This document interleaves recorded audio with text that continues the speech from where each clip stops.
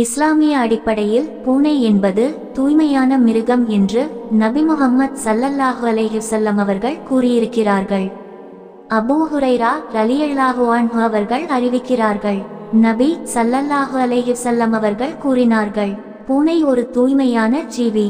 அது உங்களைச் சுற்றி திரிந்தாலும் பிரச்சினை இல்லை. நூல் திர்மிதி, அபூ தாவூத். பூனை வளர்ப்பது பாவம் அல்ல, மாறாக அவற்றுக்கு உணவு தண்ணீர் கொடுத்தல், அன்பாக நடத்தல் என்பது நற்காரியம், சதகா ஆகும். இஸ்லாத்தில் பரகத் என்பது அல்லாவின் ஆசீர்வாதம் மற்றும் அமைதியை குறிக்கும். பூனை வளர்ப்பது நேரடியாக பரகத் தரும் என கூறிய நேரடி ஹதீஸ் இல்லை. ஒரு உயிருக்கு அன்பு காட்டுவது, உணவு தண்ணீர் கொடுப்பது, அத்துடன் இல்லத்தை தூய்மையாக வைத்தல், இவை எல்லாம் அல்லாவின் ரஹ்மத் அருள் பெற வழிவகுக்கும். அதனால் பூனை வளர்ப்பது அல்லாவின் அருளை ஈர்க்கும் நற்காரியங்களில் ஒன்று. அது வீட்டில் அமைதி மற்றும் பரகத் உண்டாக்கும் வழி ஆகலாம். ஒரு நாள் நபி முஹம்மது ஸல்லல்லாஹு அலைஹி வஸல்லம் அவர்கள் தம் சஹாபாக்களிடம் கூறினார்கள், ஒரு பெண் நரகத்துக்கு சென்றாள்.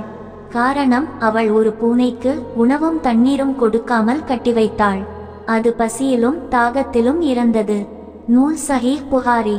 இதை கேட்ட சஹாபாக்கள் மிகவும் கவலைப்பட்டனர்.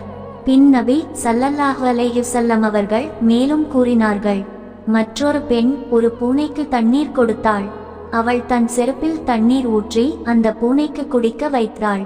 அல்லாஹ் அவளின் அந்த சிறு கருணையைக் கண்டு அவளுக்கு மன்னிப்பு அளித்தான். நூல் சஹீஹ் முஸ்லிம். இதிலிருந்து நாம் அறியக்கூடியது, அல்லாஹ் தாய்மையையும் கருணையையும் மிகுந்த மதிப்புடன் பார்ப்பான். ஒரு சிறிய உயிருக்கு கூட அன்பு காட்டினால் அது பரகத், மன்னிப்பு மற்றும் அருள் தரக்கூடியது. அதனால் பூனை வளர்ப்பதும் அதை அன்புடன் பார்த்து கொள்வதும் அல்லாவின் அருளை பெறும் ஒரு வழியாகும்.